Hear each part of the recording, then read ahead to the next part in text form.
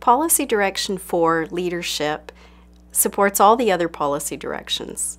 Leaders remove barriers, they model the way, and they empower teachers to try new approaches. Right here, if you're going from Métis to Rupert's Land, if you click on this little arrow, voila, there is your connector.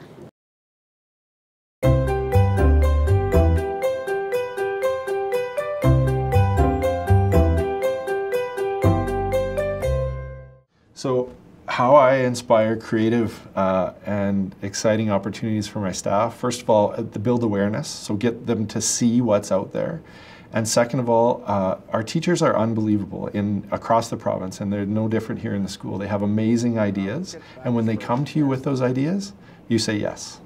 You say yes, and you support, and you get rid of some of the barriers. You bring in the supports that they need. We're very fortunate to have fantastic learning specialists in our school division, and we bring those people out a lot, free up some time for our teachers to discuss with them and have that kind of co-construction of those learning opportunities for the students.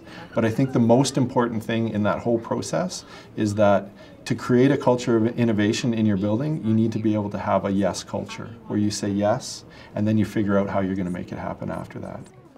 So as a technology services superintendent, I can work with my technical staff as well as my teachers and make sure that we don't have problems regarding implementation of technology because of issues around understanding of what the teacher's needs are or understanding some of the technical limitations that might be in place.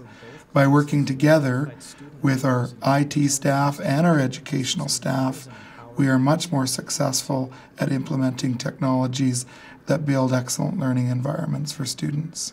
We were at the very introductory phase where we were introducing a bunch of new tools like Google Apps for Education, and some teachers have grasped it really, really quickly and started creating their websites, and that's their whole platform about how they're sharing their information with their students. The IT staff in Greater St. Albert Catholic Schools is an integral part of the Learning Services team. So we've said that it's not about the technology, it's about the learning. And our technical staff are an integral part of that. So when we're building a picture of what learning looks like, they're involved from the point of view of how can the technology help support that? So if a teacher has an idea, how do they facilitate that? How do they make it happen? So that has been their role. It's not just about the networks and the wires and the boxes. It's very much how do we support learning? So because they're a part of the Learning Services team, it has made a huge difference to us. They're involved in our work each and every day. When we did the update, the mail didn't get pushed across the way that it should have got pushed across. So 6 kids in the class, we got to update their mail app so that way that they can receive her concept map and be able to work individually. So I'm doing that so I can give it to Dan, and then Dan is going to go and make this all happen using a software called Jeff.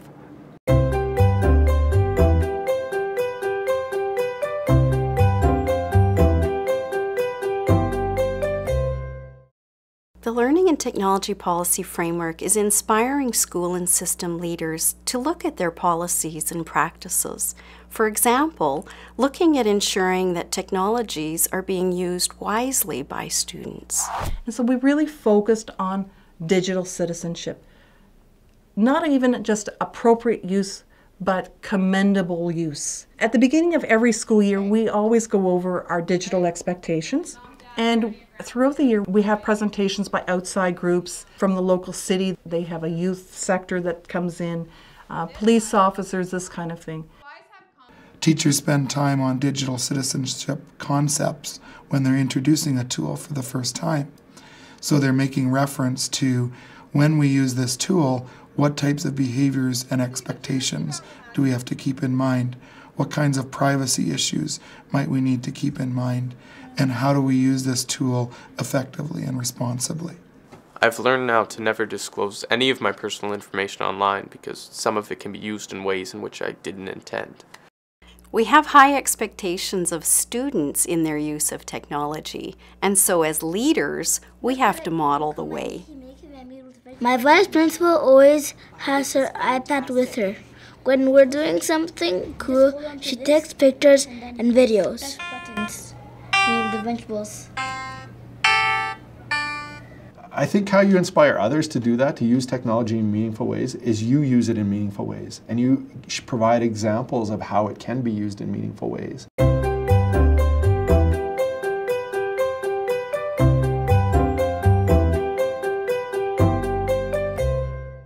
As teachers and as educators here in the school, we use a lot of, use the Google Docs a lot in terms of that collaboration. And so it may be that we have an idea about something. We've just been discussing how we know that what we're doing in our classrooms in terms of literacy is truly helping our children to be the best readers that they can be.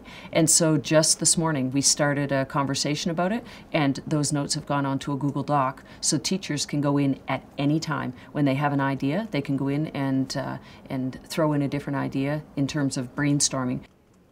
You know, I share with my staff some of the great things that I find on Twitter. It's part of my professional learning network. I go on there, I find great articles, I share that with them in our weekly staff bulletin, and then they can see that, hey, this is something that I could maybe use in my practice to help me. So if we want to see technology grow and blossom in our schools, that is something that, as a school leader, I have to attend to.